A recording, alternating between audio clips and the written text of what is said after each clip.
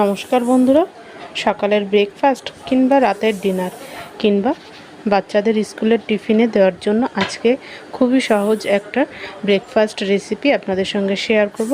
ঘরে থাকা অল্প উপকরণ দিয়েই অসাধারণ একটা রেসিপি। এটা খেতেও যেমন দারুণ হয়, তৈরি করাও খুব সহজ। তো ফার্স্টে আমি এক বাটি সুজি নিয়ে পরিমাণ মতো একটু টক দই আর একটু জল দিয়ে আগে ব্যাটারটাকে মেখে 10 মিনিটের জন্য রেখে দেব। খুব একটা পাতলা করব না। এবার আমি এর ভিতরে কিছুটা সবজি দেব। সবজিগুলো একে একে কেটে নিচ্ছি। খুবই ছোট ছোট করে সবজিগুলো কেটে নিতে হবে।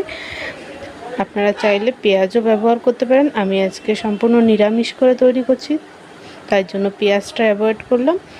আমি এখানে নিয়েছি একটা টমেটো, সামান্য একটু ক্যাপসিকাম, একটা গাজর আর স্বাদের জন্য একটু কাঁচা লঙ্কা।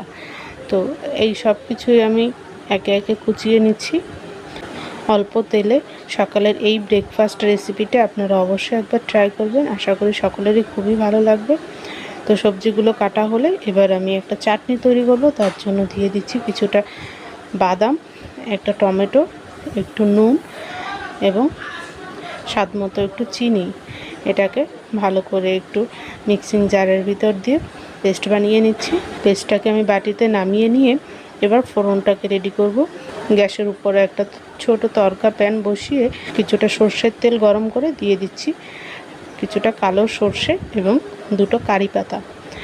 এখানে সর্ষের ভিতরে আমি কিছুটা নুন দিয়ে দিচ্ছি, এতে করে ফোড়নের গন্ধটা খুবই ভালো হয়। তো এবার ফোড়নটাকে আমি চাটনির ভিতরে দিয়ে ভালো করে একটু মিশিয়ে নিচ্ছি। ব্যাস, আমার চাটনিটা তৈরি হয়ে গেছে।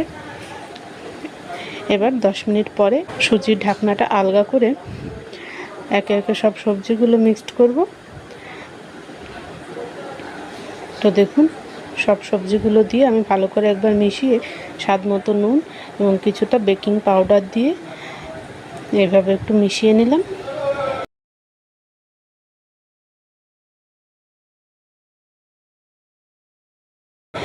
এবার একটা আপে প্যান গ্যাসে বসিয়ে গরম করে নিলাম। দিয়ে দিচ্ছি কিছুটা তেল। তেলটাকে সব জায়গায় ভালো করে একটু মেল্ট করে নিচ্ছি। এবার একে একে ব্যাটারটাকে আমি অল্প অল্প করে প্যানের উপরে দিয়ে দিচ্ছি। এবার ঢাকা দিয়ে 5 মিনিটের জন্য রেখে দেবো। তো 5 মিনিট পরে আমি ঢাকনাটা আলগা করে একে একে সব আপেগুলো উল্টে নিচ্ছি। আমি নিচেটা একটু ক্রিস্পি করে তৈরি করেছি, এতে করে খেতেও খুব ভালো হয়। আপনারা যদি একটু সফট রাখতে চান তাহলে ঢাকনাটা 5 মিনিটের বদলে 3 মিনিট করে নেবেন।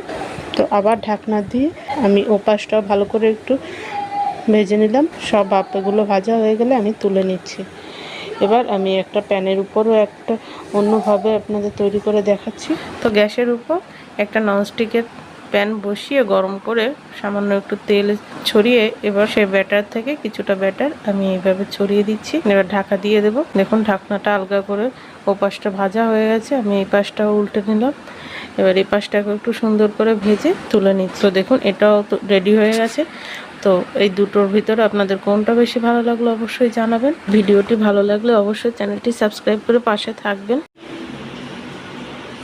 দারুণ হয়েছে বন্ধুরা, তোমরা এটা বানিয়ে রান্না করে দেখবে, দারুণ হয়েছে। চাটনিটা কেমন হয়েছে? চাটনিটা দারুণ হয়েছে, এটাও, এই দুটোও ভালো হয়েছে।